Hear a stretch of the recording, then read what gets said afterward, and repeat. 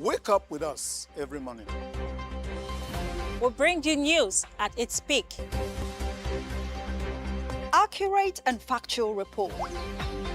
Morning Dew, where every sunrise begins with inspiration and fresh perspectives. Hello there, good morning and welcome to Morning Dew for today on Dott Television. We're here again to walk you through the day as it pertains to news, headlines, of course, in the papers, and of course, what is trending across the globe and the nation. My name is Henry Uzo, and of course, Success Benjamin is with me in the studio. Yes, welcome to a fruitful Friday on Morning Dew, where we bring you topical stories and news headlines happening around the globe. And Ify is here with us in the studio this morning. How are you doing, Ify? I am feeling exceptional. Good to, Exceptional. good to have you back. Why? No, happy to be here. And of course, it's Friday. Thank God it's Friday. She said it's a fruitful Friday. Of course, yes. That means that for everyone who joins us today, they can expect to reap much more than they gotten for the earlier part of the week. So I'm happy to be here. My name is Ify Arono. Join us. Let's have a fun Friday as well. Yes, yesterday, I've gotten over it. Africa is out of the World Cup, and but Africa is not out. No, Morocco is out of the World Cup, but Africa is not out. Now I'm supporting France. You know why? Oh, wow. Why You know did you why? change? 80% of the players in France are Africans. So Africa is still in the World Cup. Yeah. And of course, Nigerians are still there playing for Interesting. other countries. So we are still in the World Cup, and let's see what happens today. All right. That's beautiful. Yeah. That's beautiful. Africa stays back, and that's the good thing about how that Africans spread across the world. That's right. Impacting different sectors of the economy. Of the economy. That way, even when our countries are not expressly, but our names are there. And yeah. You know, and It's that's important. Africa. That's as well. that's what matters to us. So we're all rooting for France now. Yes. No, you are part of it. I have to join you. Okay. There's a Nigeria. There are two Nigerians in Okay. Switzerland. You won't support Nigerians. No. I will just join you. We'll There's just, only- we'll there's only one just join Nigerian you. You know, playing for there's a France. saying that Well, if you listen. can't beat them, you join them. So No, that's we'll not how I'm join you. joining. Because very influential. I have to person. resist. Do you understand? I am No, a we French- have to. I'm We a are French joining man you. by, yes. by other means. And then, Okay. of course, I have one Nigerian in France, and I have other Africans playing for France. But for the fact that you are there, we are joining you. Oh yeah, thank you. I'm blessed in your midst. Well, we continue with Morning Dew when we come back. Stay with us. Wake up with us every morning. We'll bring you news at its peak. Accurate and factual report. Morning Dew, where every sunrise begins with inspiration and fresh perspectives. Yeah, welcome back and thank you for staying with us. Of course, we are commencing ever with news update, and of course, Success is standing by with the news updates. Welcome to News Updates on Morning Dew. Former Governor of the Central Bank of Nigeria, Godwin Emefiele, on Thursday appeared before the Lagos State Special Offences Court in Ikeja, where his extrajudicial statement was admitted as evidence by the Economic and Financial Crimes Commission. Justice Rahman Oshodi ruled the statement was admissible, dismissing objections raised by Emefiele's legal team. The judge held that nothing in the statement amounted to an admission of guilt. Emefiele's counsel, Olalekan Ojo San, had urged the court to reject the statement, alleging it was obtained through oppression and torture while his client was in the custody of the Department of the State Services. However, the prosecution, led by Rotimi Oyedepo-San, argued that there were no legal grounds to conduct a trial within a trial. Emefiele is standing trial alongside Harry Omoile on a 19-count charge bordering on abuse of office, accepting gratification through agents, corruption, and fraudulent property transactions involving about $4.5 billion and 2.8 billion naira. Omoile is also facing a 3-count charge for allegedly receiving unlawful gifts linked to transactions involving the CBN. Both defendants have pleaded not guilty. The case was adjourned until October 6, 7, and 8, and November 11, 12, and 13, 2026 for the continuation of the trial. And the power sector residents in parts of Lagos and Osun states are experiencing power outages following heavy rainfall and flooding that affected electricity infrastructure. The development was confirmed in separate statements by the Eco Electricity Distribution Company and the Ibadan Electricity Distribution Company. ECADEC said power allocation had been reduced following outages on the Osogbo-Ikeja 330 kV transmission line and the Benin-Igben 330 kV transmission line, resulting in load shedding across some of its network. The company did not give a timeline for restoring electricity, but assured customers that it is working closely with the Transmission Company of Nigeria, TCN, to restore normal power supply once the affected transmission lines are back in service.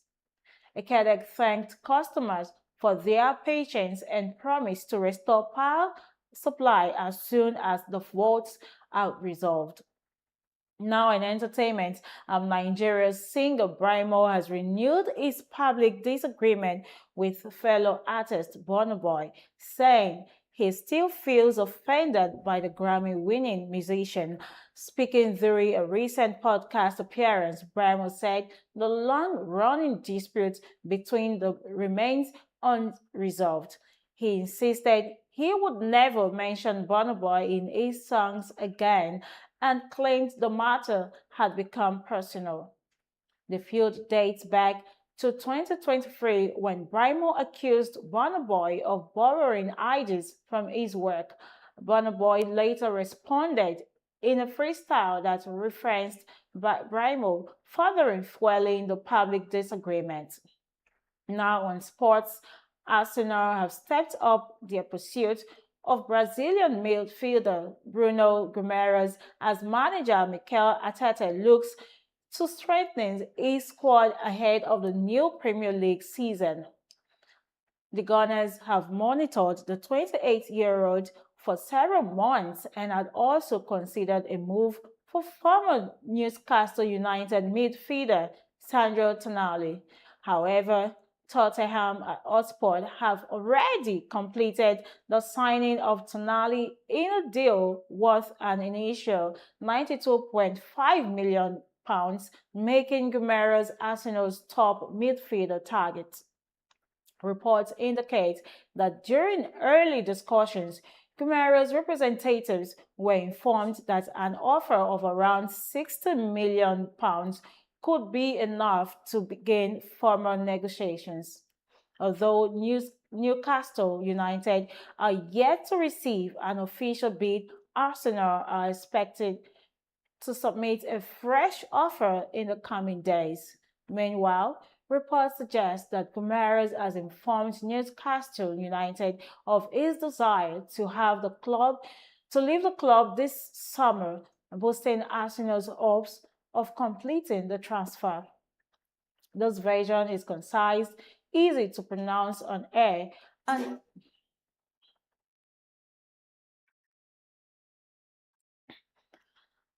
on foreign news, the United States government has tightened restrictions under its visa waiver program, WVP, making some travelers from participating countries ineligible for visa-free entry. Under the Visa Waiver Program, Improvement and Terrorist Travel Prevention Act, affected travelers must now apply for a traditional U.S. visa before traveling.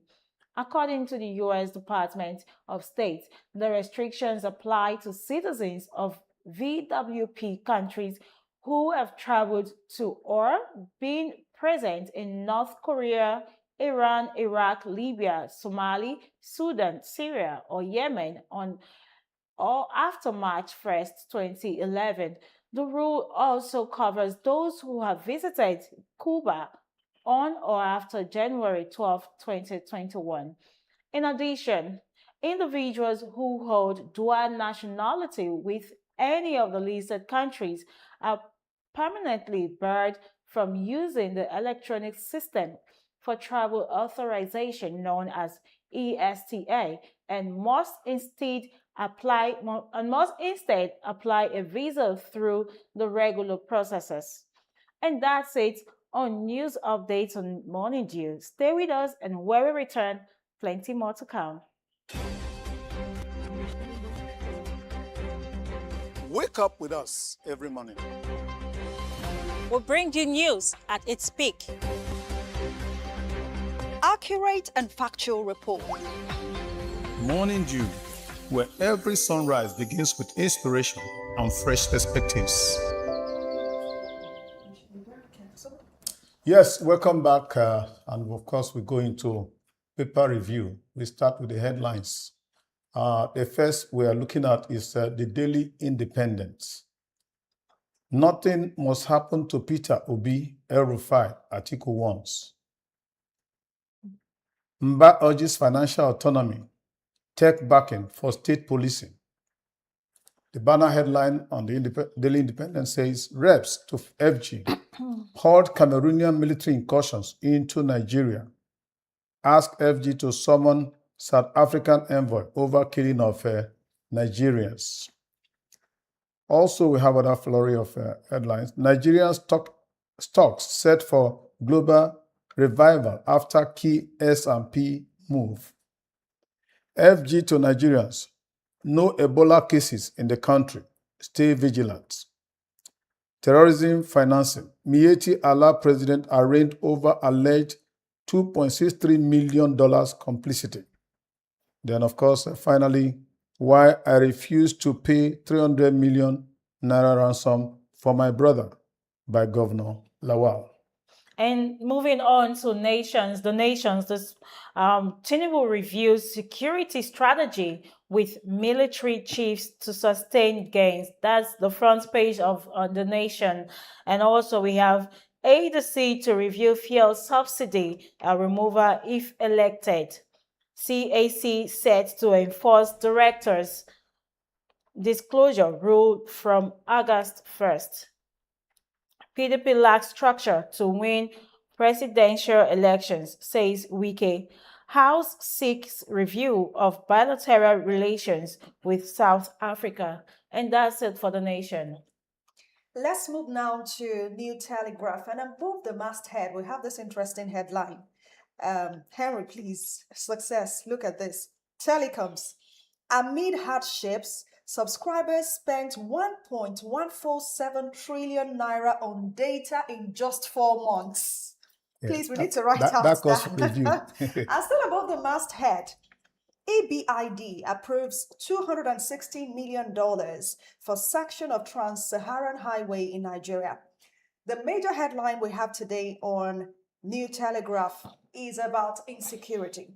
Bandits threaten to kill Oyo pupils if troops advanced, and that's revealed by the defense minister. Says weak laws embolden criminals. Soldiers now earn 100,000 naira monthly. Troops kill 8 terrorists in Katsina ambush. Speak more to Nigerians, Ndumi tells Tinubu. We also have on xenophobia. That's an update. Reps ask federal government to sever ties with South Africa. If you need to read that story on page 4 to find out more. Interpol arrests 5,811 Yahoo boys, recovers $293 million in Nigeria and 96 other countries. The New Telegraph is super rich this morning. Yeah. Pick a copy. Now, moving on to Business Day, we have here the major headline saying seasonal demands pushes Naira to 1,425 Naira per dollar on summer travel school fees. And we also have how Nollywood pioneers are cashing in on decades-old IP. And Nigeria beat South Korea to claim world's best performing stock market. And that's it on Business Day. Next is daily trusts. Families of Oyo Borono pupils still waiting more than 50 days after. That's on the daily trust.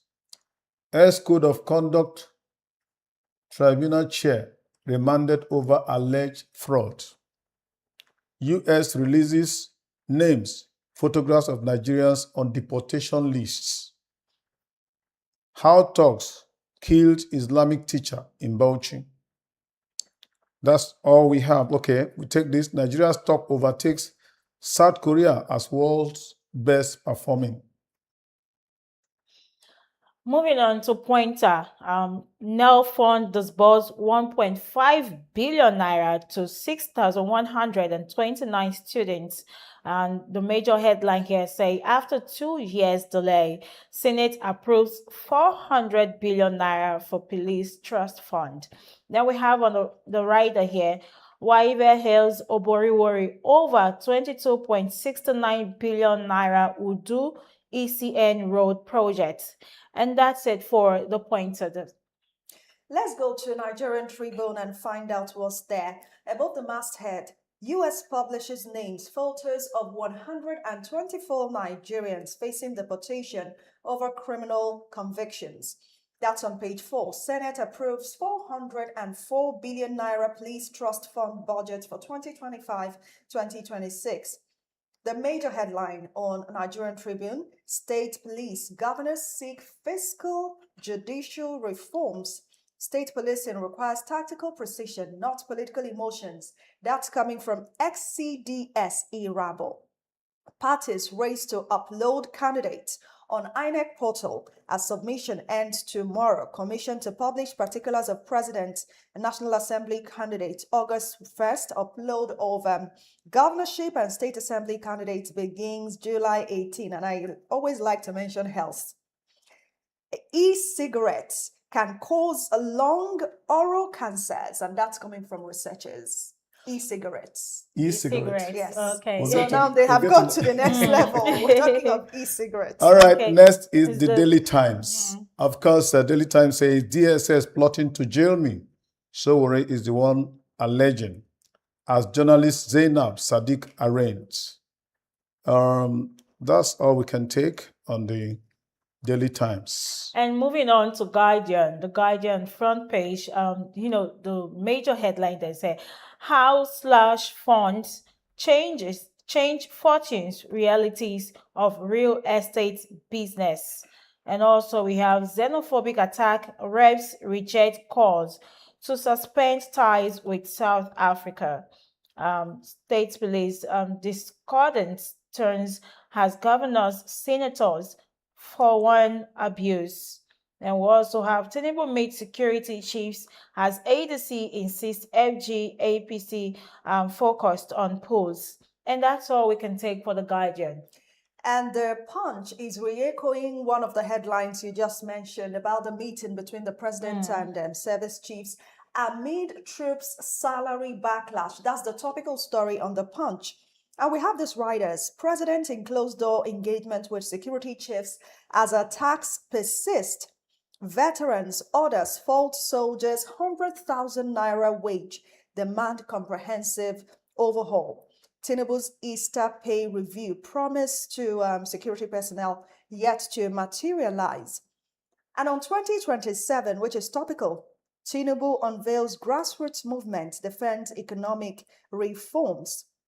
And we also have this one on state police, governors back reforms, SDP rejects Bajabiamila on panel. Dangote refinery sourced 22% of June crude from overseas. I think that's something we should note. Yeah. Why sourcing crude from overseas now? We'll find out. All right, next is Daily Sun. We have xenophobia. Reps seek review of bilateral relations with South Africa. Demand probe of death of Nigerians, others. Nothing must happen to Obi, Atiku once. Then, of course, governors, senators differ on state police funding. U.S. releases list of Nigerians set for deportation. Ex-CCT chairman Umar remanded in Kuje prison. Fraud allegations against Gbajabiamila, rubbish. I'm just saying. I can't see that. Okay, so moving. Fulani militants was perpetrators of Christian genocide in Nigeria, U.S. lawmakers. Moving on to Guardian, Vanguard. Vanguard this morning, the front page there is having police raided my house 3 times. Adeyemi's father wears, talking about Adeyemi's father, the man of the, non-existing account and agency. So we also have article to Tinubu, nothing must happen to Obi Erufai. And we have May M as NPA tank farm owners. Police last man locked down Oshodi Apapa Expressway. And that's it for the Vanguard this morning. And just to quickly butt in here, on 2027 presidency, the Punch reported that Wike has ruled out PDP as VP candidate emerges. And we also need to appreciate our core members, because yesterday something happened, personal parades across the country. Daily Trust put core members across the state on their front page. I think Daily Trust deserves to be commended, because we know that this making the front page, some coppers will see their faces. Are they going to pay you for commending them? Well, we should commend them when they do good, because this is public service. They are just telling core members that they matter. They matter to the nation. Yes. All right, that does it for the headlines in the papers. When we come back, we shall be looking at the issues that affect Nigerians. Stay with us. Wake up with us every morning. We'll bring you news at its peak. Accurate and factual report. Morning Dew, where every sunrise begins with inspiration and fresh perspectives.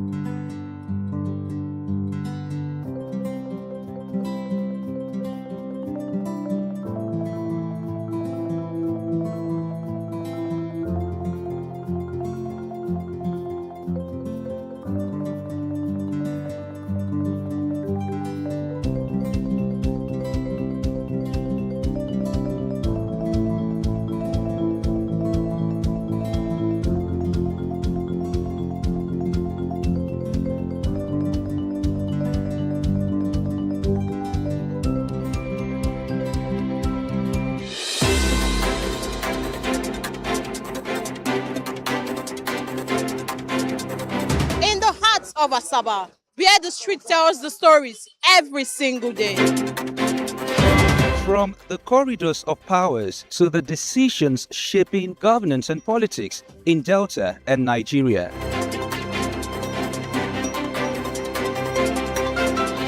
From traders counting every naira to families battling rising costs and uncertain times.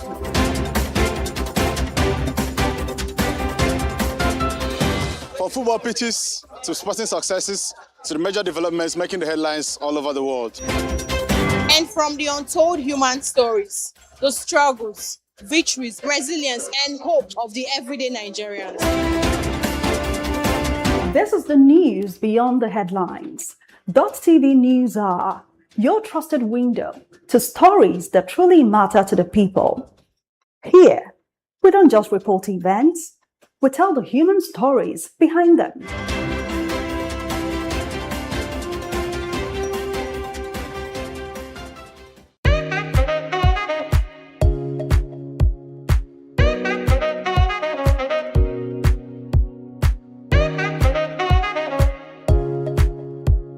We impose extra burden on the masses. I feel your pain. Only humility will lead us to unity, and unity will lead us to peace. Go to the market and sell their products.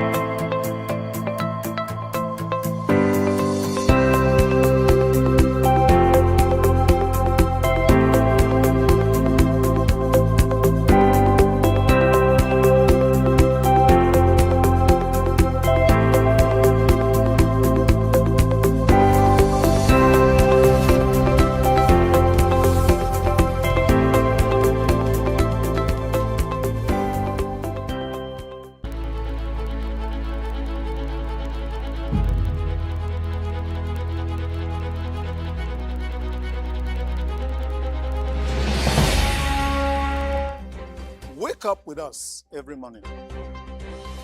We'll bring you news at its peak.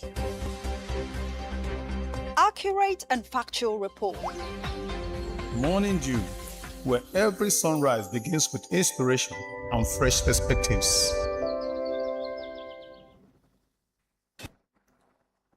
Yes, welcome back. It's quite a flurry of headlines to look at this morning, and already we have a full house, and Godfrey Baka has joined us. Full house. How are you today? Oh, it's a Friday. When is a full house? It's a thank God it's Friday. It's a Friday. when it's a full house, we have 2 men and 2 ladies. So, So it's balance. It's a balance. Okay. How are you today? I'm okay. All right. We have the first one.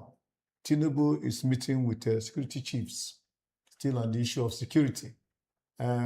What could be the agenda this time? What are they talking Well, about? it's not just the president, it's also the commander-in-chief.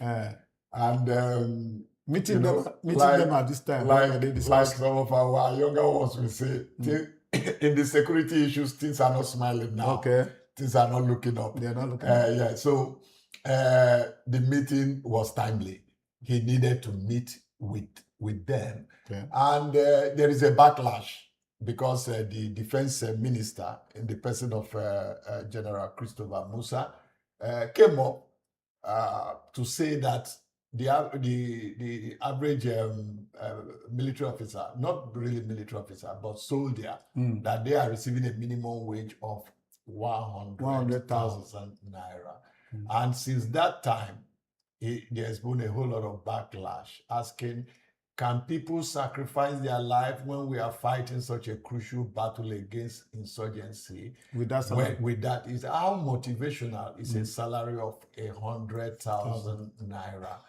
So the meeting, the timing is very, very significant. We are building up to election. One of the parameters upon which President Tinubu will be scored will be how well he handles the security issues. Yeah. Yes, a number of the papers said Tinubu meets with service chiefs, but I think Tribune went deeper than that. Yes. We say amidst worsening insecurity. Insecurity. And so that further explains to you that Nigeria is not winning the war against insecurity. And now we have a set of insurgency that appears to be motivating those who are with them better than the Nigerian army is doing. Okay. They have a higher firing power and intelligence network. And there are areas they are controlling the mining with international relations and taking people, abducting people, receiving ransom, and motivating those who are their soldiers far better than. When the non-state actors motivate better than the state, then you can understand why, like our younger ones will say, morale is low. Morale is low with the Nigerian army. So Tinubu's meeting wasn't just a meeting for us that he met. They needed to re-strategize. Okay. We are not getting it right now. How can we get it better because the world is watching the security situation. Nigerians are worried about the security situation. And election is coming. The scorecard, yes, the scorecard is not looking too bright for Mr. President, especially as it has to do with the security, with the security situation, issues of corruption and other sectors. There's a dimension that we fail to look at always. His meeting with his security chief, there are things you highlighted. These people appear to be more organized, more motivated. I'm talking about the bandits, the terrorists. They appear to have better intelligence network. That's to show that there is external backing. You mentioned the issue of, they control resources. Minings. They mine. Yes. You understand? They have international trading partners, as it were. There are sections of the Nigerian state that they have annexed to themselves. Okay. And the territory goes beyond certain measurement of states and all that. Apart from territories, what about the collaboration of even government officials, which has been some alleged? Government officials. Yes, some government officials who collaborate with them by funding them. Yes, funding them either in a very straightforward, explicit manner, or through when they take people on, when they have brought people, then they ransom. They all help to fund their operations, and that is the danger. But if they can motivate their soldiers better than we are doing, then something is wrong. I think the Nigerian state needs to think about why do you pay somebody 100,000 naira and you tend to be proud about it, to sacrifice his life for the nation, to lay down his life for the nation. And the worrisome aspect of it is that some persons, including ex-veterans of the military, of Nigerian military, are even coming out to say that even that 100,000 naira is not real. It's not real. That there are people that are being paid less. And sometime during Easter, a couple of months ago, the president promised that he was going to give them a salary review in order to motivate them so that they can go all out and fight this war against insurgency and insecurity and win it for Nigeria. But that has again not been effected. So we talk, but we don't back it up with action. Yeah. So we have a demotivated army, and we are seeing the result in the fact that they are not winning the war against insurgency. So it's about time that we change the tactics. How quickly do we need to re-strategize? There's something you said about possible deductions. We know that when salaries are paid, some, of course, taxes will be deducted. By the time all the deductions have been done, what do they take home at the end of the day? Let's not forget that these soldiers also have families to take care of. Yeah. That they live and travel far away. Yeah. They have school fees to pay. They have all of these things, to handle. So how quickly do we need to do this reform or to re-strategize? And is it just about the army now? Because we know, of course, that we talk of joint teams, joint security teams who come together, to combat these people. The army alone at this point may not handle everything. We all know, of course, that we're even muting state police and how to roll it out. What about the regular police? How does the government, or how quickly does the government need to put these reforms in place ahead of 2027 and beyond? The reforms need to come as speedily as yesterday. Because we have lost quite some time. And talking about security architecture, like you rightly pointed out, it goes beyond just the army. The Navy is there, the Air Force and all that. But again, even the police, because they all need to collaborate if we will ever have to win this war. And Nigeria is taking too long now. And Nigeria is losing so much in the fact that we are losing territories, we are losing resources, to non-state actors. And trust. And every day, there are sections of this country that the bandits come out, terrorists come out, and collect revenue from farmers and traders for them. So they are beginning to ask themselves, are we still in Nigeria? If the government cannot defend us, and these are the people that we can see, so there is a disconnect between the state and some citizens in this country. So the government and it is one of the symptoms of a failing state. Our hope and desire is that we do not get to that point where Nigeria can be confirmed a failed state. And the time to act should be now. You know, the way we handle some of these issues. One of the papers reported the issue of stop this Cameroonian incursion. Stop the incursion of Cameroonian military into Nigerian territory. You remember the issue of Bakassi? Yes. The way Nigerian map is so ugly under is because a large chunk of Nigerian land has been ceded to Cameroon. Do we call that cowardice or what? Because when it comes to the issue of military, we are talented to have the best army, navy officers and all that. But when it comes to issues of confrontation, we appear to be backtracking. Now we are dealing with people who are non-state actors and we are prevaricating. They have said that some of our government officials are part of or collaborating with these people. Nothing has been said, nothing has been done against them to serve as deterrent. So, well, incidentally, the Bakassi issue is far more too complex because of the historicity and the documentation as it has to do with the timing of the Nigerian Civil War. And General Gowanas at that time went into, there were some documents that were signed for them to go through Cameroon and have entrance and penetration into Biafra in order to win that war. And part of that agreement had to do with ceding a part. Can you imagine? Ceding a part.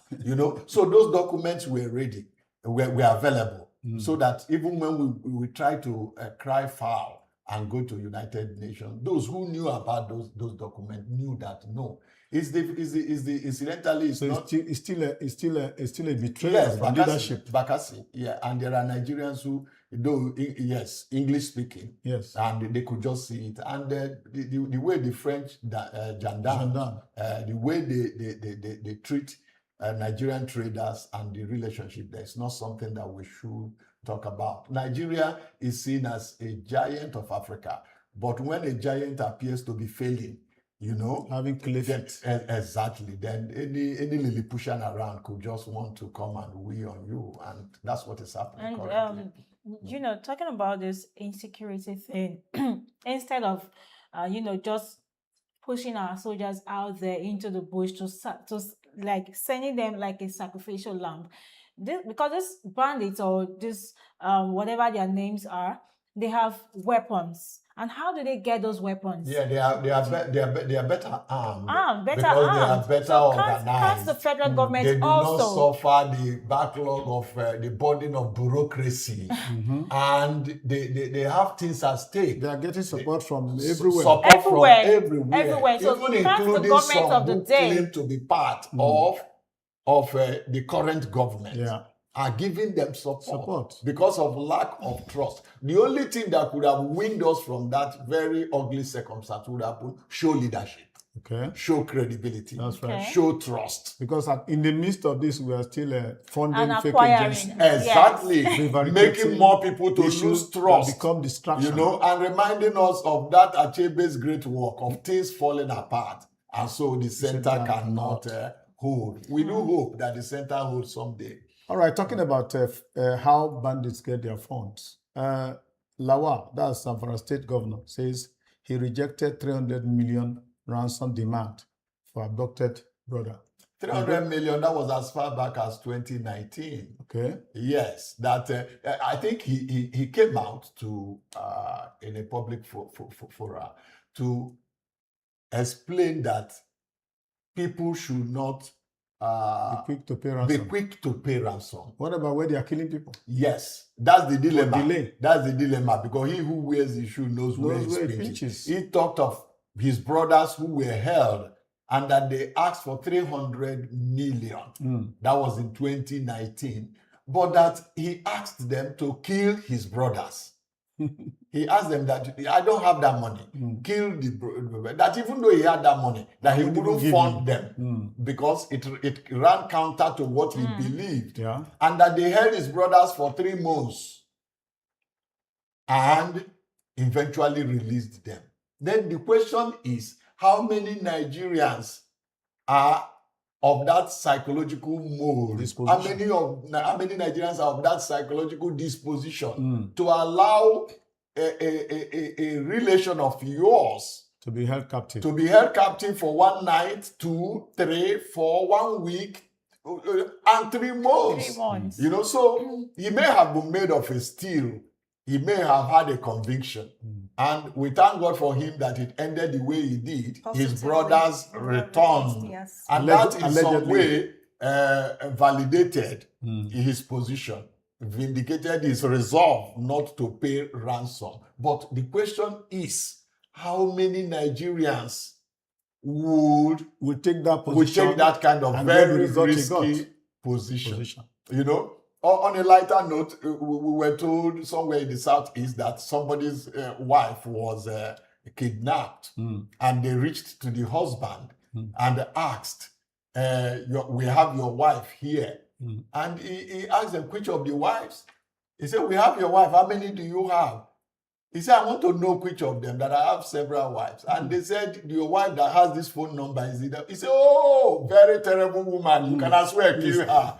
I've been looking for a way to see how to do away with her. That was not his speech. I've been looking for a way to see how to do away with her. And those who held the woman captive said, see how unlucky you are. Even your husband cannot even respond. And the next day, the woman was let loose. They allowed the woman to go. It worked for the man. Yes. It worked for the man. Is it a true story or is it? It's a true story. It did happen. We just We are on air, so I won't tell you the states. That's the lighter note. Well, we will continue with paper review That man must when be we a come theatre back. artist. There's some drama to We'll go on a short break. We'll come back.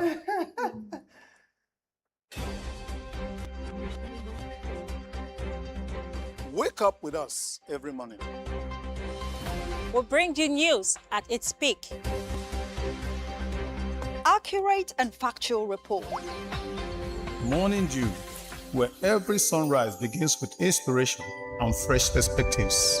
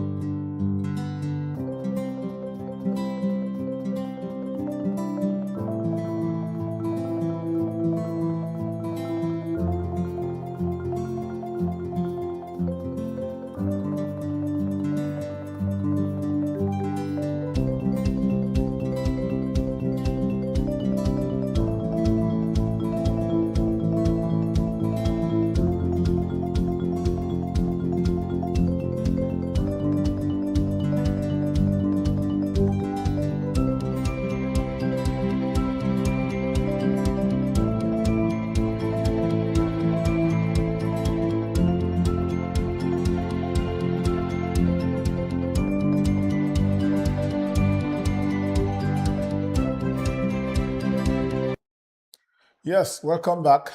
We go into politics now. There is a report about FCT minister.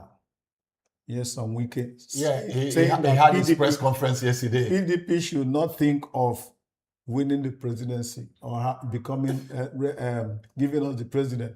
Now, is he a member of the PDP? Who is he? What is he? Where is he facing?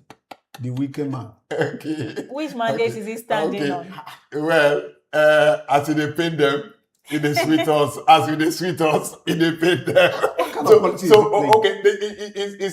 It could actually sound funny, but that seemed to be the very rough side of Nigerian democracy as we speak. The fact that a man became so powerful because our system lacks accountability and penetrated the system and the structure that the party was not able to sanction him.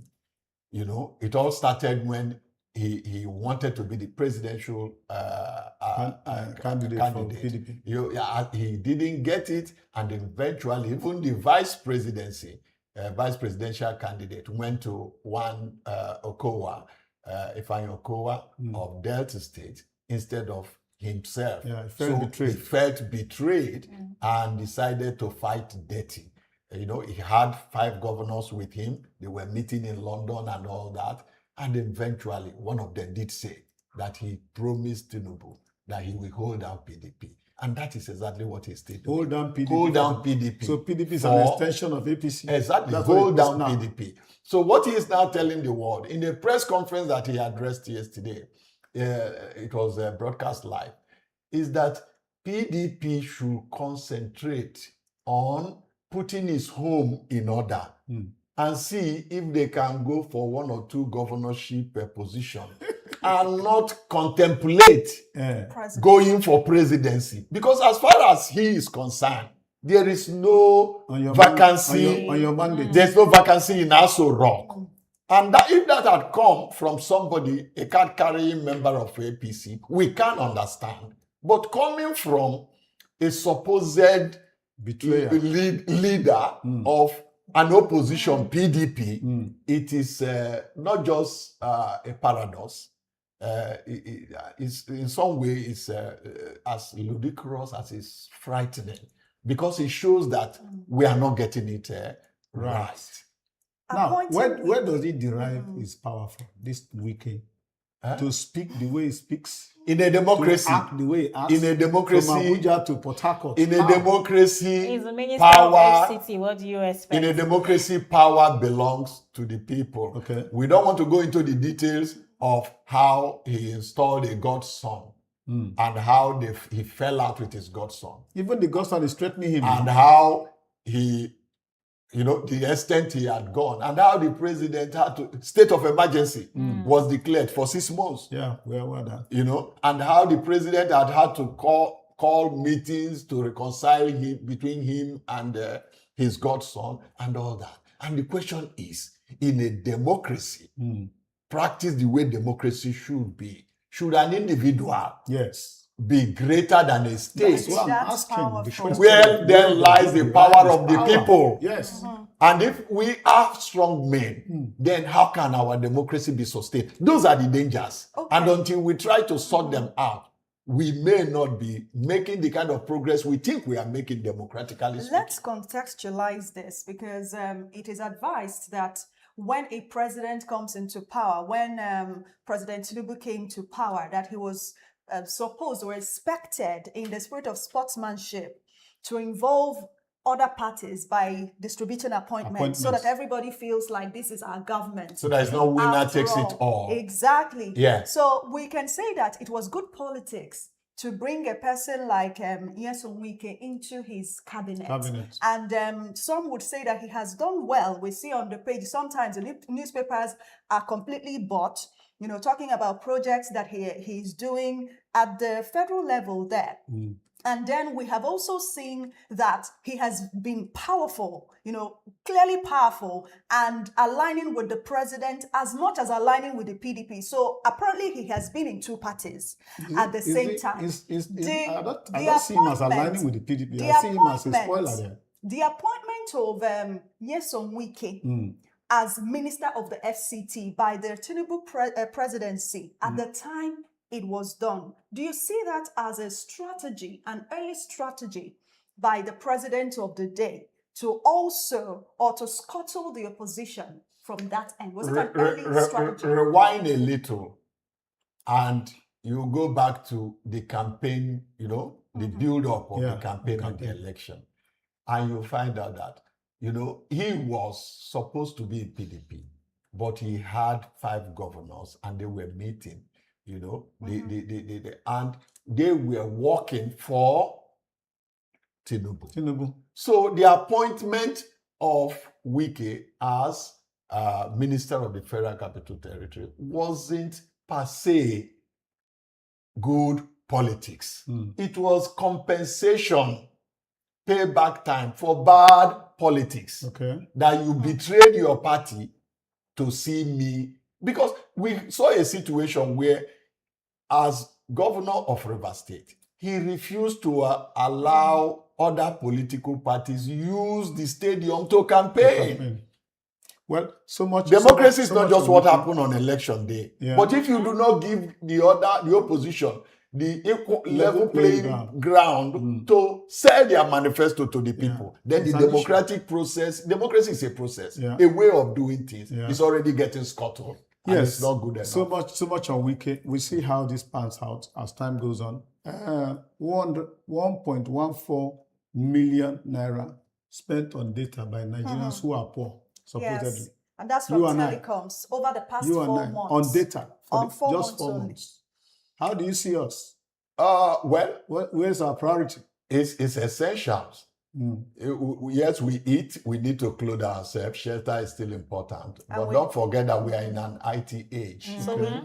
So we information technology. Solve problem. And many problems the more the surge in insecurity, the more people devise means of communicating, because we are social animals. We still need to keep in touch even when we do not have to go out. And so the data and airtime and all that have kept us together as a community, even when travels and otherwise. I think it was the spokesperson to Mr. President who said that over the issues of insecurity, that he blames Nigerians. After all, Nigerians have been told not to be traveling at night. Even at a time when the world is evolving a 24-hour economy.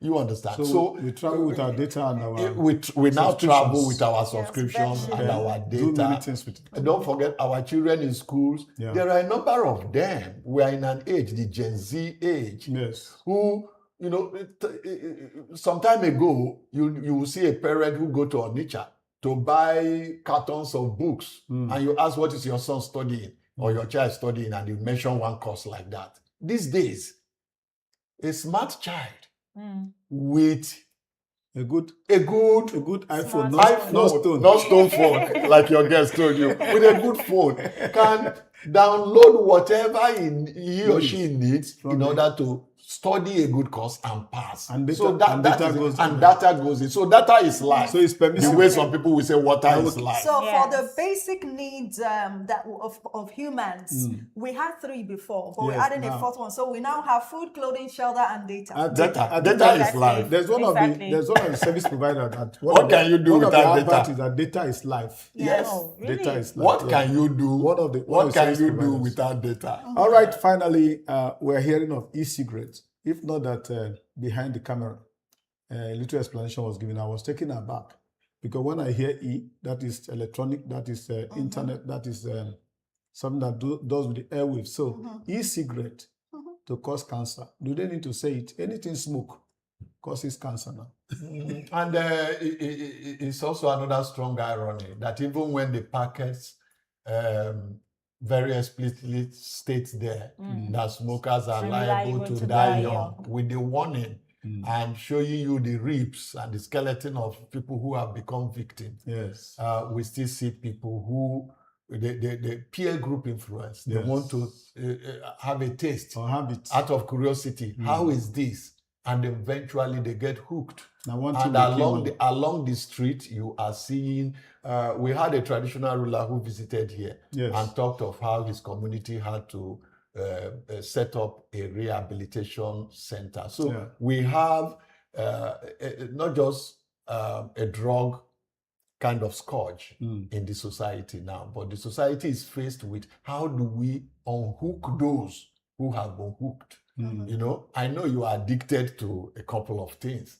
as a bishop. Is it me you are pointing You at? are addicted to the word of addicted to God. prayer. I'm addicted to Exactly. scriptures Your and football. scriptures and football, and perhaps pretty women around No you. way. Your own is they're addicted to makeover. So every man has one addiction or the other. But Off not- camera, I will but tell not- you what but I'm not the- addicted to. Okay, But I would like to it hear. shouldn't be secret because it's not a healthy Definitely. addiction. It Addiction shouldn't should be a good. healthy addiction at Addiction all. should be positive, should be something that is less harmful to the human body. I'm sure that in one of your segments, somebody I know, Tony Uche, who is addicted to sports, will be coming to join. Very soon. And he will pour out his addiction. All right, thank you for going ahead of us to promo what is coming up. Thank you, Godfrey Baka. Thank you so for very being much. there. Thank you for wish you a being blessed what you are weekend. doing. And of course, Wish you a fruitful weekend. Yeah, thank God it's Friday. yes, success is still here. All right, we take a break. When we come back, we go to other issues. Stay with us. Wake up with us every morning. We'll bring you news at its peak. Accurate and factual report. Morning Dew, where every sunrise begins with inspiration and fresh perspectives.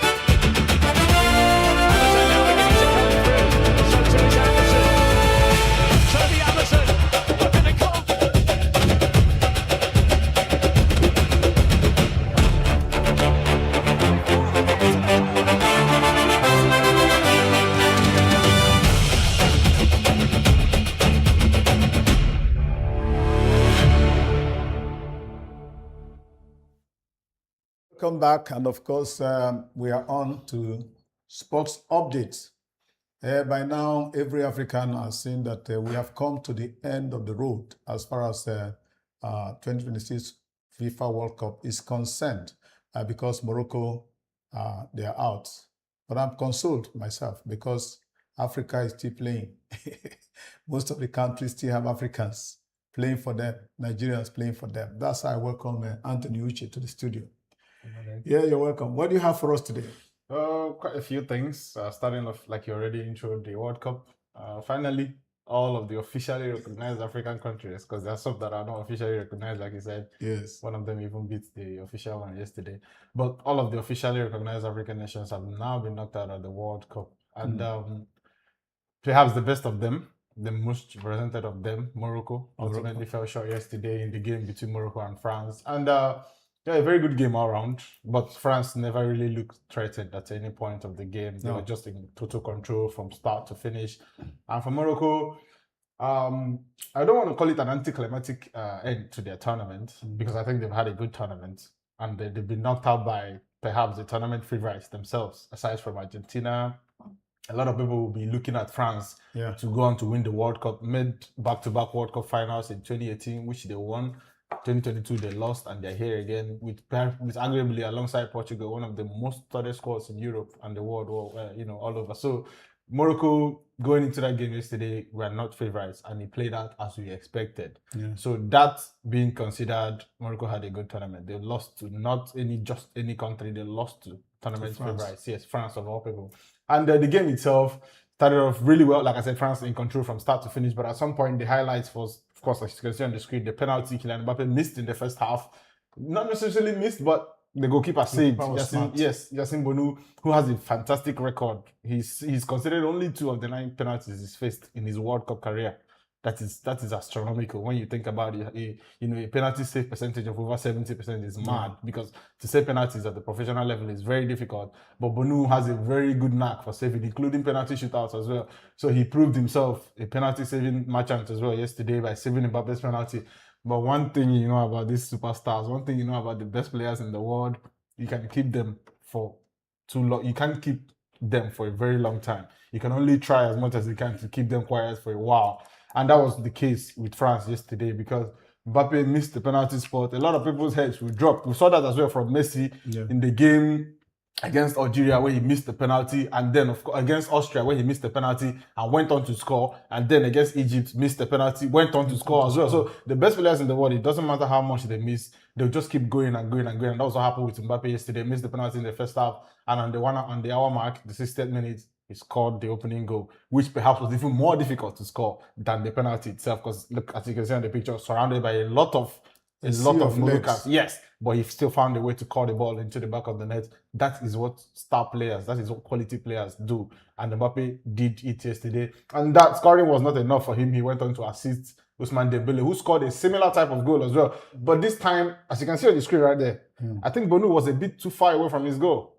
And that opened up the angle for Dembele to find the spot to score. But these players are good. Even if even if it was on his line, I still think Dembele will find a way to score, because that's that's the type of player he is. And ultimately, that was all she wrote in the game. France sailing through to their semi-finals, where they will now wait for the winners of the game today between Spain and Belgium, who in my opinion will be Spain, because Spain so far in the tournament, 5 games played, no goals conceded yet. That is something, when this misconception people have of defenses and defenses that do not concede goals. They say, you must have a really good backline, you must have a really good centre-half pairing. That's not the case with Sometimes Spain. midfielders. Spain, everybody marks. Everybody in Spain defends, everybody in Spain attacks. You can see Spain can have the ball in defense, and then you're still waiting for them to play the ball to midfield, and then progress the game through the natural order: defense to midfield to wingers, and then to first, they could just bypass your midfield with one good pass from the defense. And they could also mark you. The way they attack from the defense out, they can also defend from the attack back. So that has always helped Luis de la Fuente's men keep clean sheets in games. They hardly give you any chance, because you hardly ever see the ball. They hold it for so long and know how to manipulate it. So you can only attack them when you have the ball. And so that's what Spain takes very much, they take advantage of the fact that you do not see the ball. Yes, you take advantage of the fact that you do not see the ball. And if you don't have the ball, you don't attack. So that way they keep clean sheets, they control games. And I think the case will be no different tonight. I expect Spain, 8 p.m. Nigerian time, to, defeat Belgium and face France in the semi-finals, where they will eventually come up against what is the ultimate test for them, in my opinion. That will be the final before the final. Perhaps, yes, for the Europeans. And then, of course, going into the weekend on Saturday, England will take on, their opposition in Norway, who are playing their first World Cup quarterfinals ever. And of course, I need not mention the likes of, Erling Haaland, Martin Odegaard, and a lot of the other quality players in, Stala Solbakk's team. So that game will come up on Saturday. And for that game, Jarrell Kwanzaa has been added an additional yellow card, additional match ban for the red card he picked up against Mexico. I was wondering if Keir Starmer would make a call across to Infantino to know if something could be done about it. But nothing has been done about that. But yeah, so Saturday. And then, of course, the last quarterfinals games will come up on Sunday between Argentina and Switzerland. Switzerland are a very disciplined side. Yeah. So going into that game, Argentina will not, they've not had it easy. They've made it hard for themselves. Again, they, falling behind against Cape Verde in the round of 32. Falling behind as well to 2 goals to Egypt in the round of 16. And now the quarterfinals. If they try something similar against Switzerland they may not be lucky. Yes, they may not get that lucky. Switzerland are a very, very compact team defensively. From midfield defensively, you have Granit Xhaka, who is the captain as well, and led Sunderland to, qualifying for the Europa League in their first Premier League season back, at the top flight. So he has... And Embolo is deadly. Yes, Bril Embolo up front. And then, of course, you have Akanji and the other defenders that you have there for the Swiss team. So they're a very compact side. And then if you find a way to beat all of those players, there's a certain Gregor Kobel in goal waiting for you to break him down, because so far in this tournament he's been one of the best performing goalkeepers. You can just ask Colombians how difficult it is to score against him, and they'll tell you. So generally a very, very promising weekend of World Cup action. And by Tuesday next week, would have already known everybody who's been confirmed to be in the semi-finals of the World Cup, which is edging closer and closer to a crescendo. And then, of course, in the world of tennis, there's a lot going on. Okay. And I told you a few stories here the last time I was here. And the biggest one coming out of yesterday is the fact that the finals now for the women's has been decided. And it will be between 2 Czech players. For the first time since 2017, we're having 2 players from the same country competing in the final. And one thing is very funny about Czechs and grass courts. Back in Czechia, they play mostly on the clay courts. Okay. You don't find a lot of grass courts in Eastern Europe, and Czechia is part of them. But somehow they find ways to triumph even on grass, on the hard courts, and even on the artificial court. So they find ways to do it, and this time is no different. Karolina Muchova came up against Coco Gauff, who went into that game, in my opinion, as the favorite, but dominated the first set. Gauff dominated the second set, and then the game had to be decided on a tie break in the third set. And that tie break, I think Coco Gauff produced a moment that will probably haunt her for the rest of her life, because he had game points, she had match points, and decided to do a drop ball. And you know what a drop ball means? A drop ball, for people who know a lot about football but don't know anything about tennis, a drop ball is more like a Panenka penalty. Okay. So when you hit the ball in tennis, but no power, because you put a backspin on it. It starts spinning back. So that when your opponent on the other end of the court is on her baseline, too far away from the net, you drop the ball just after the net, so that before they run to the net, the ball has already touched the ground. Yes. Yeah. So that was what she attempted with match points, and it did not work. She hit the net cord. Yeah, she hit the net cord, and it fell back on her side. And that was how Karolina Muchova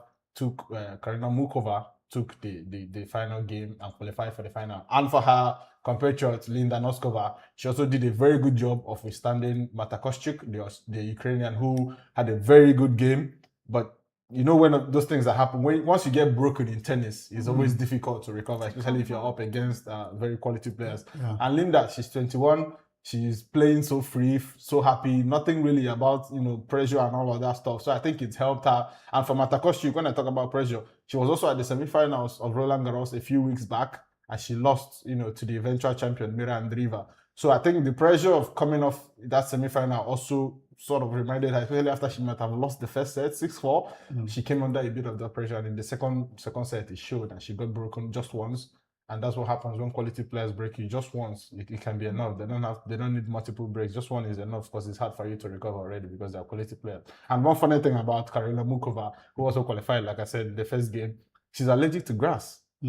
She has a grass allergy. So she says whenever she wants to go on court, even sometimes on court, she takes a lot of pills and takes a lot of eye drops.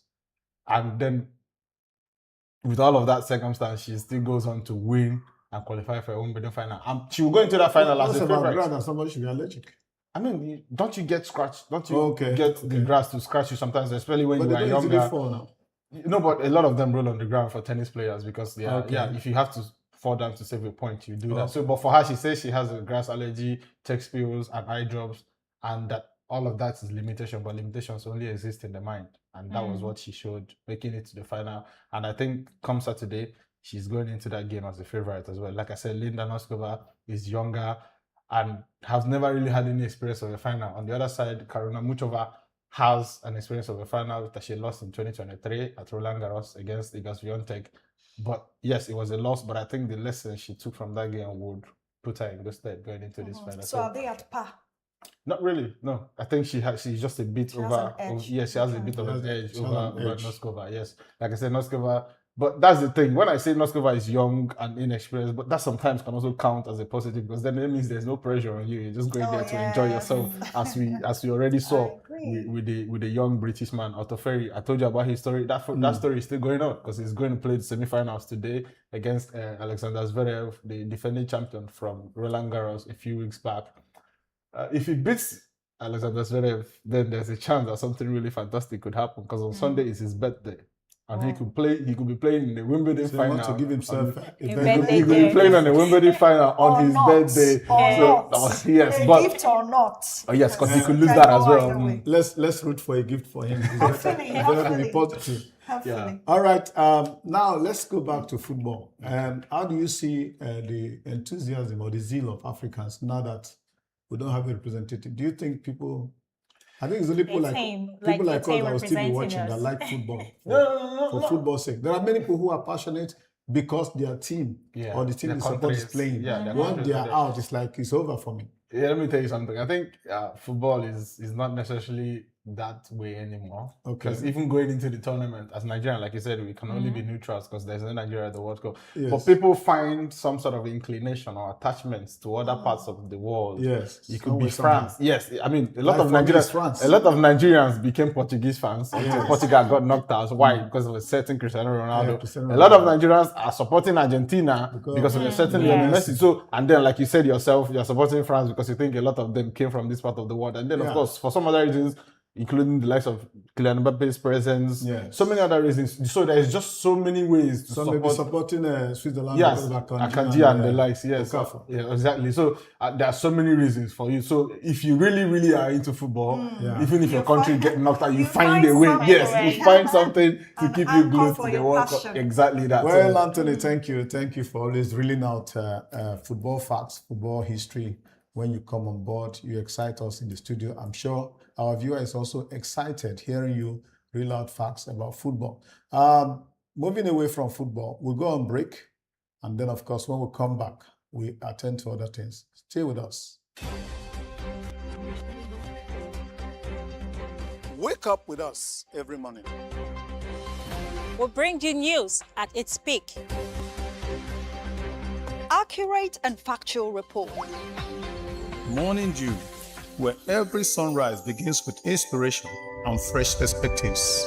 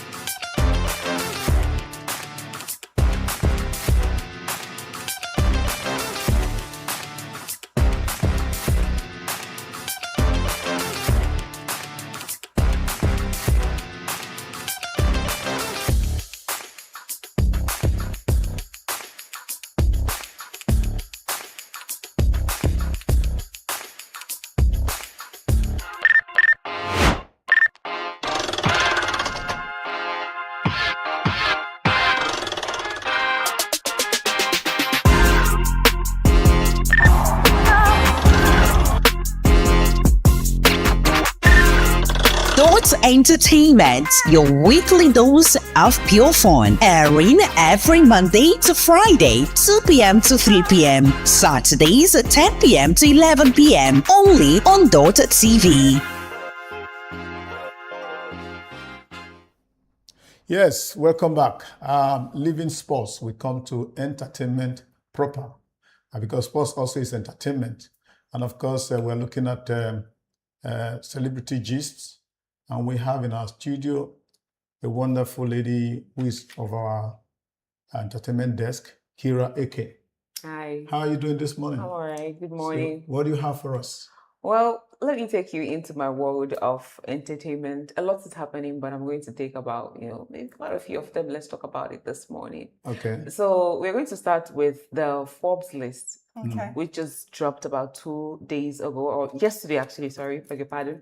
And they had to put up top 20 earners, content creators for 2026. So, but today we're looking at the top 5 because I mean we can't cover all 20 personalities and talk about them. So, by the way, this is last year we had $853 million in total annual, entertainers, content creators earnings. But this year we are seeing $1.02 billion. That is like it a 20%. Has to be on the rise. Yes, and this list was created 2022. That was when they started giving this award. Forbes brought out this award. So 2022 we had 553 million. Compared to now we have about 1.02 billion. On our top list today, we have the man himself, Mr. Beast, and he is the top earner for this year, raking in $300 million for this year alone. Then on number 2, we have Daman. Daman raked in about $65 million. Then on number 3, we see a Mark Plyer. And this guy raked in a total of 52 million, right? So on number 4, we have the diary of CEO, podcaster, and author. He raked in about 76 million earnings this particular year. And then finally, we have the duo Reheads and Link, and they raked in $37 million in earning, with a total followership of 45.6 million followers. Then away from Forbes, today we have also Techno, popularly known. Our own Techno. Yes, the musician. The electric dancer. Yes, the guy. He's also a producer and beat producer, and also a singer and a performer.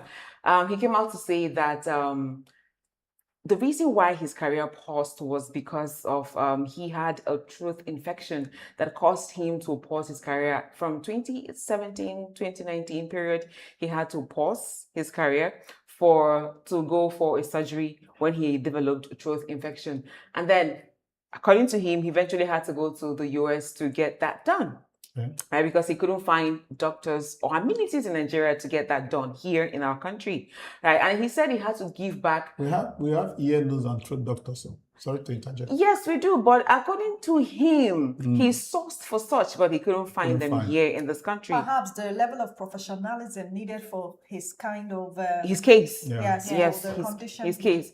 Yes, but what made the news was that he said he had to give back about $1 million in bookings. I mean, things.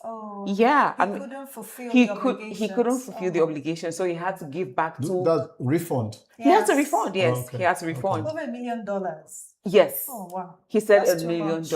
That's too much for a performer. And then he still had to pay from his pocket for his surgical operations outside the country. So he was in an interview when he had to tell his fans the reason why he paused as a singer. But I mean, he's still an entertainer and a producer. So most of the beats or most of the hits or some of the hits was produced by Techno. Yes, his voice is it back now? No. He is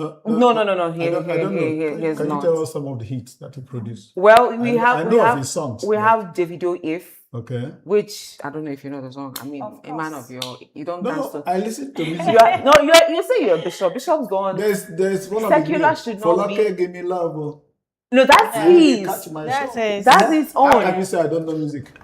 I know. Do you know how old that song was? Do you know how old that song is? I don't know. And so it's way old. Anyway, away from techno, we go to tools. Yeah. Media personality and the Duchess of Etiosa Tools has come out to reaffirm her stance on marriage after her comments went viral. Remember, about 24 hours ago, she was on an interview with Morayo Afolabi Brown, and she reflected on her 10 years of marriage to her pilot husband. And then she said during the interview that if your in-laws do not like you as a partner, she didn't make it gender-based. Like if your in-laws, be you the groom, be you the bride, do not like you as an incoming spouse, that you shouldn't go ahead with the marriage. Okay. Some people That was our experience. No. no. Yes, I mean, she was just saying. Okay. What I feel before saying such Of course you or want to giving experience such she no, if you're giving such an Yes. an advice, it might be part of our experience in no, marriage. because you can't, or maybe what she has seen. observation. Or what she has Maybe observed. people should use allegedly, please. Yes. Yes, I said Allegedly. it might. Allegedly, So, yeah.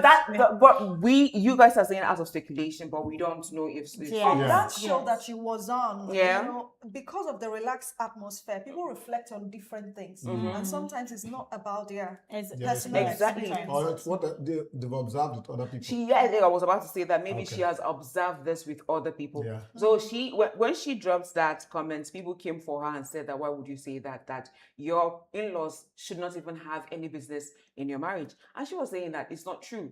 If you marry, you're marrying not just your spouse, but you're Exactly. marrying To the the family. Absolutely. So if the family doesn't like you, they will Cause make problem. life uncomfortable Difficult. for you. So she explained that she's expecting in-laws. She's not expecting in-laws to be part of every decision couples make. But it's true. But then again, you are still marrying into the family.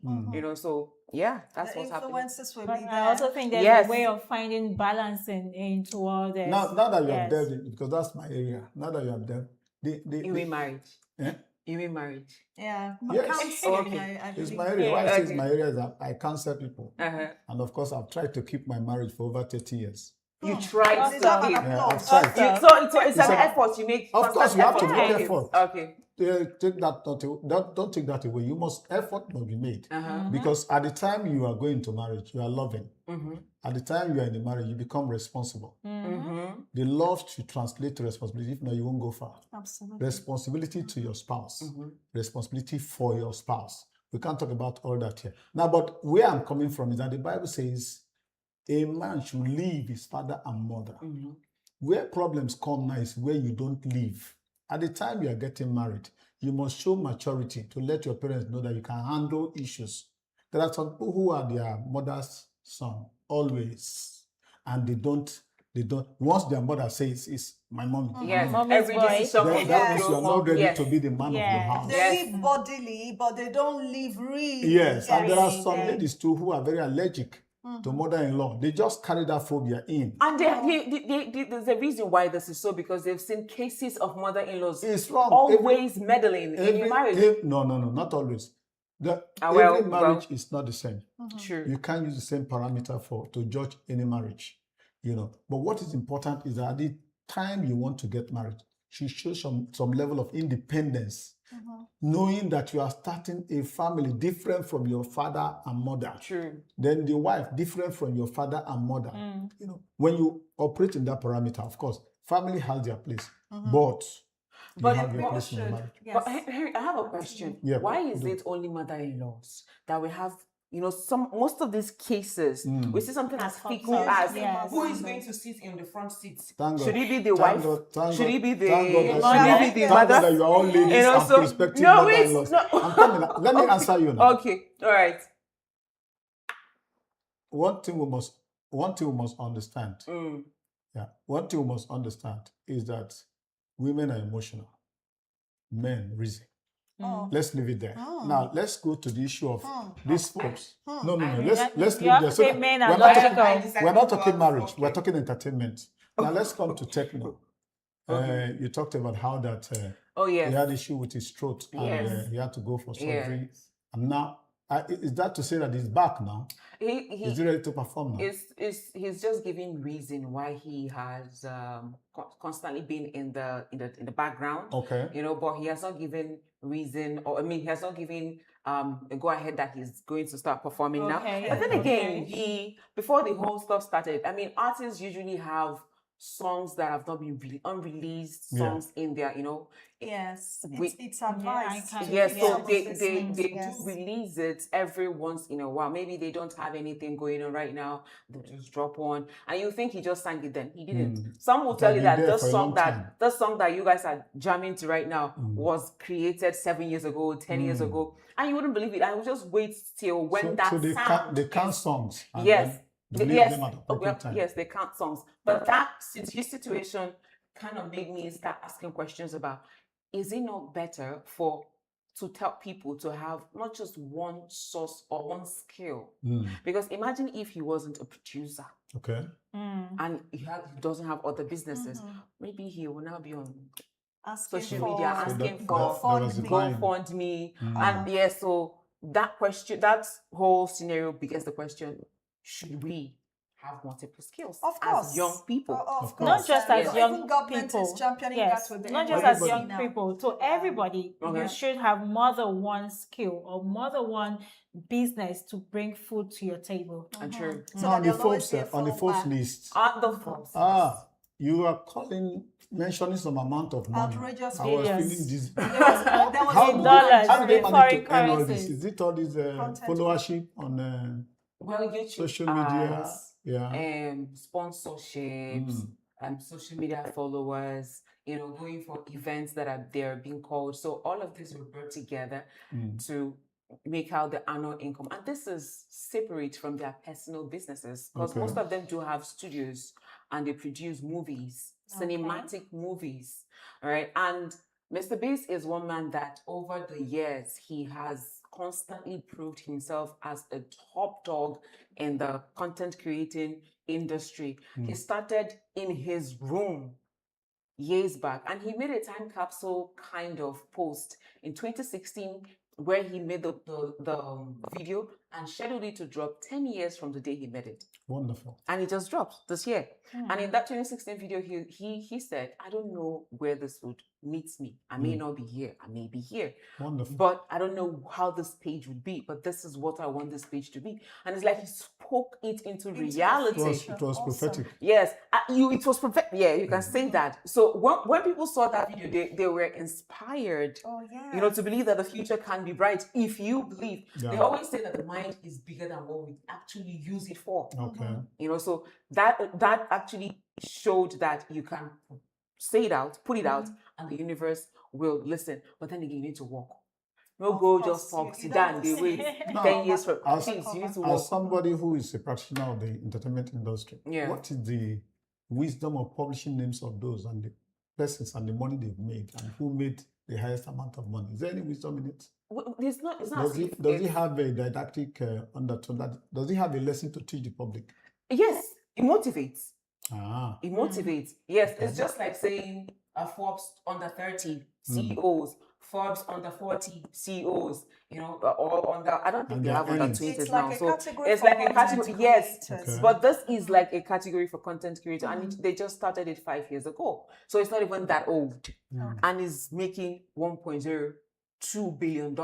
I just want us to talk a bit about the marriage issue. No. Yes, let's go back to let's not before you get to that point, let's not come to wait, okay, let's just is it a nugget? Okay. Henry was talking about the fact that people don't have to be independent, independent-minded when it comes to, but there is also a place for family in that you can give them time to process. And in the course of time, some families come around. Yes, sometimes. So prayerfully, you can allow them come around. And when everything aligns, it is better when the families are happy. Between two families. Yes, so you can allow things process is important. You said prayerfully. Does that yes, mean I have that point. Prayerfully. Prayerfully. No, prayer. Everything about when we say about prayer, marriage when is you spiritual. say prayer, you don't have to be a prayer warrior. your earnest desire. But for Your some earnest desire. mother-in-laws, you have to be a prayer warrior. Hey. Well, so much And on for entertainment father-in-laws too. so that we And don't for drift. some father-in-laws too. So that we don't my drift. goodness. No, most of the time I see that father-in-laws are more conciliatory. Yes, yes. Daughters-in-law find it easier to take matters to their father-in-law Father-in-laws more than the mother-in-laws. than if a husband taking to the mother-in-law. I don't know, but Do you know mother-in-laws would not want you to marry a woman because she's from a particular state? No, Just that. So much on marriage. We are here for entertainment. Next time, let's stay on our subject. We are here for entertainment gist, and the gist is that this lady Tools dropped this idea, and of course, people have been reacting to it. So this is our own reaction to it. I hope you will hear us. She's right. Thank you for being there. Of course, if you and the success, we are still here doing what we have to do. And when we come back, we'll look at other areas. Stay with us.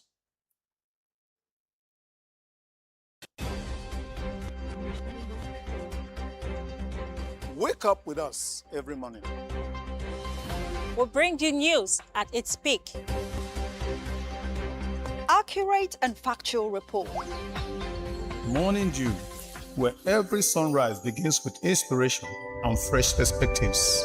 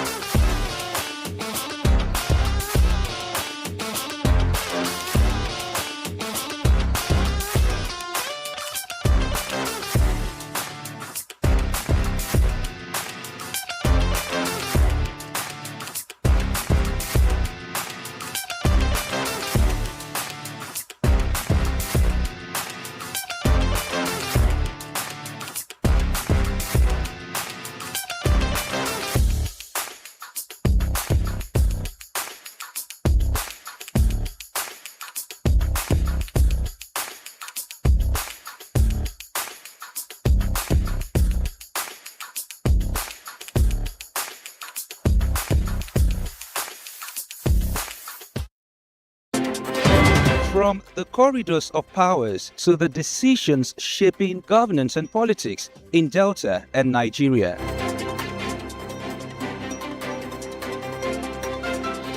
From traders counting every naira to families battling rising costs and uncertain times.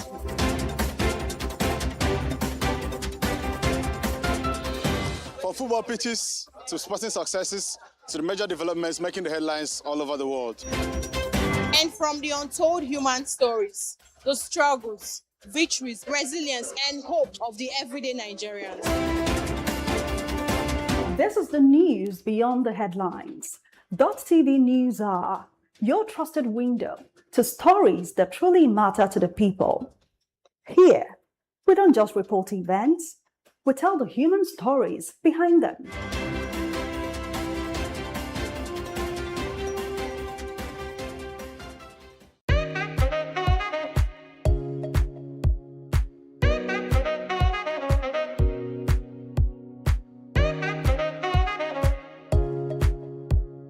we impose extra burden on the masses. I feel your pain. Only humility will lead us to unity, and unity will lead us to peace. Go to the market and sell your products.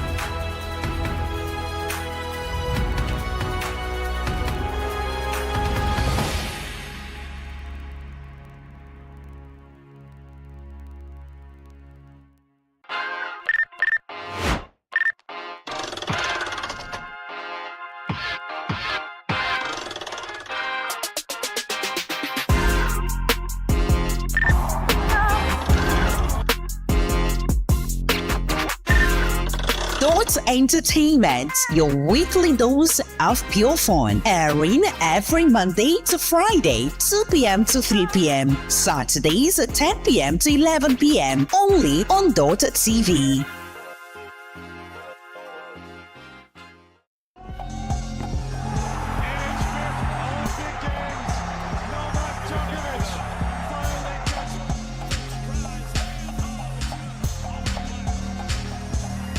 From Harrison. That is a massive world record.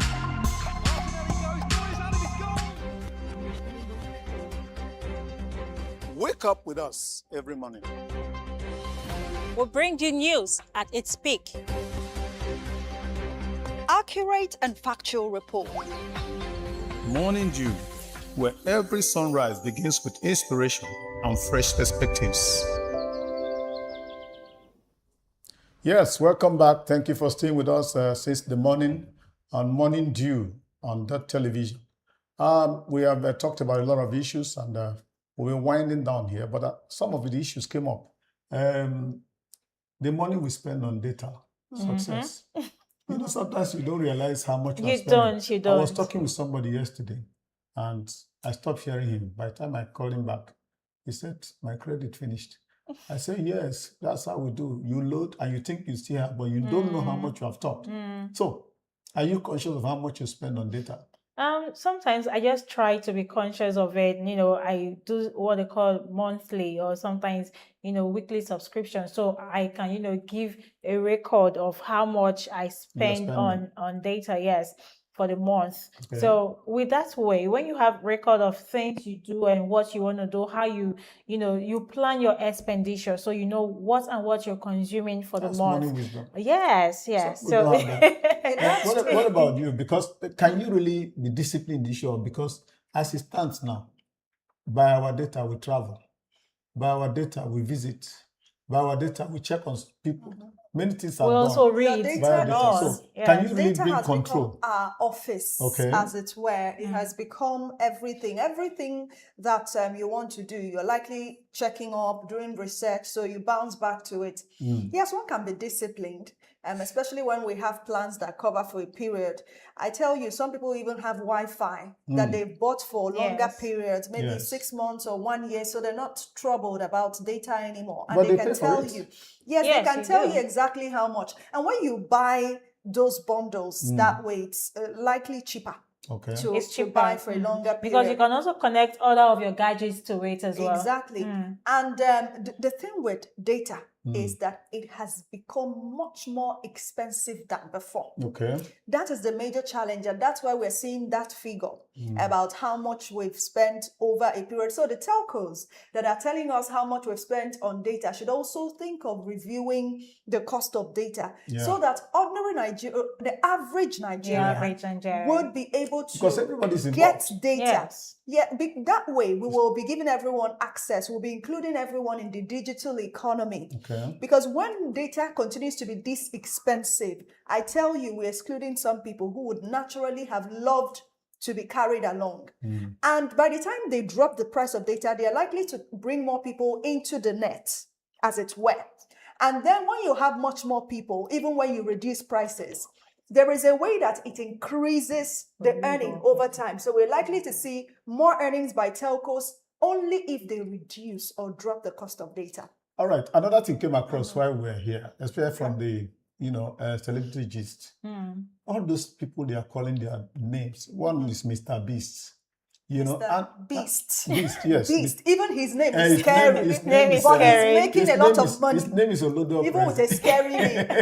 Now, but who dropped out of school What I'm anyway? trying to say is that some of them did not go to much school, nor did they really, I don't know what to say, whether they learned special skill. But they are raking in all this money. Are this not part of the influence we are having on our youth that think they can make plenty money by doing just very little? The thing with and where does that lead us to? Content creation is it's not necessarily about school unquote, because some of them actually went to school to a point. Okay. And then at that point discovered that they could make much more or make their lives worthwhile. Remember that some of them did not enter this content creation thing or industry with that mindset that they were going to make this kind of money. Okay. A lot of them entered for the passion and gave it their all. Kira, before she left, and then stayed consistent. Yeah. So there are skills that they learned, which the education system may not even have captured as well. So, but these life skills, they learned it, and then they acquired content creation skills. Did research that a lot of people who are in school may not have even explored. Okay.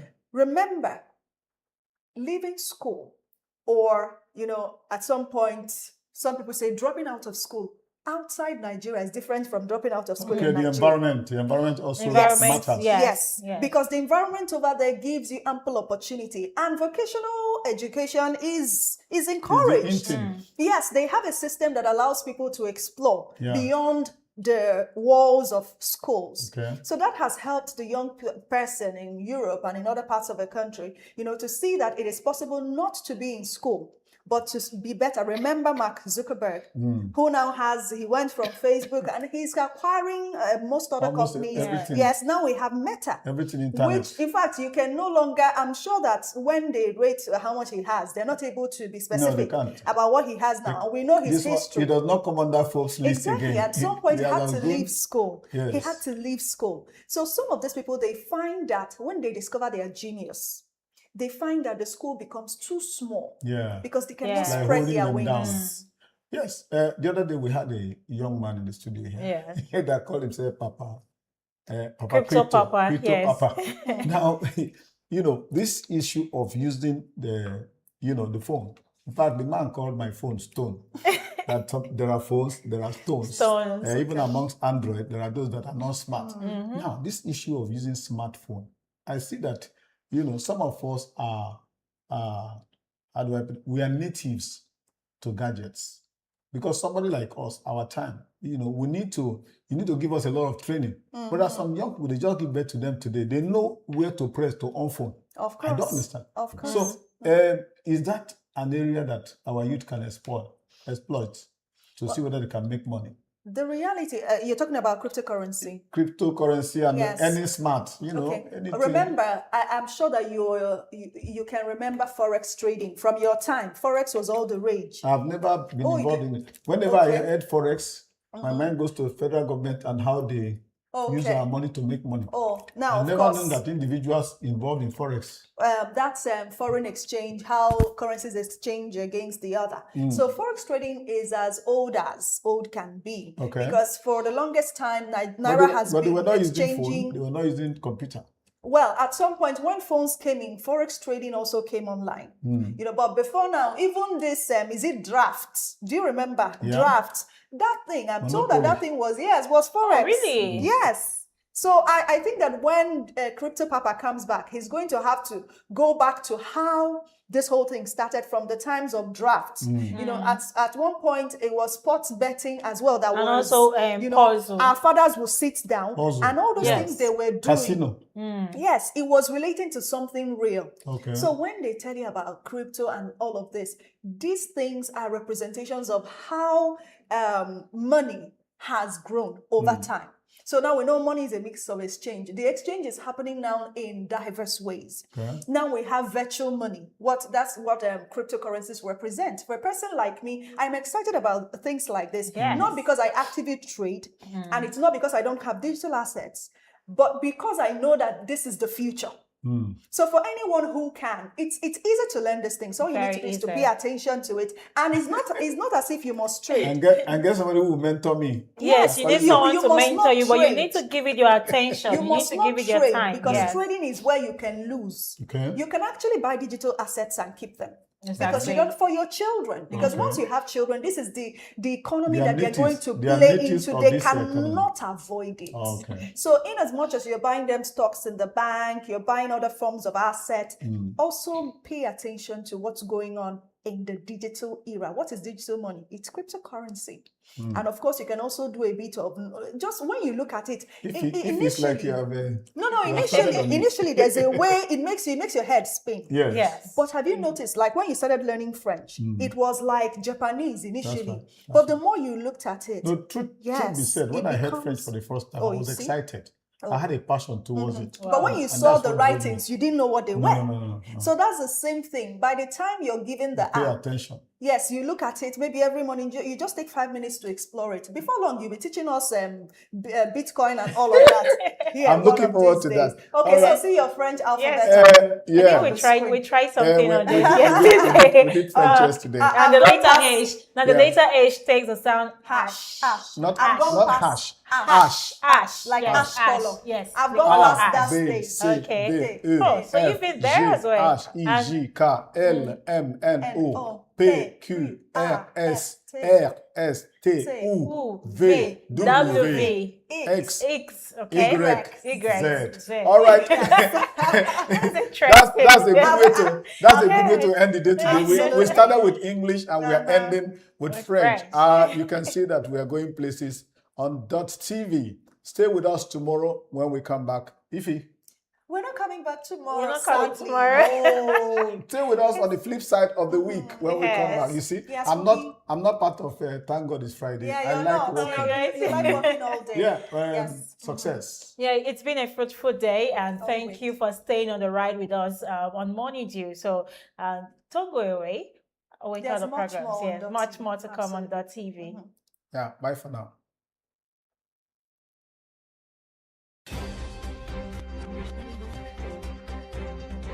Wake up with us every morning.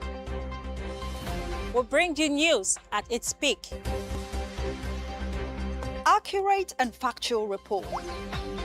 Morning Dew, where every sunrise begins with inspiration and fresh perspectives.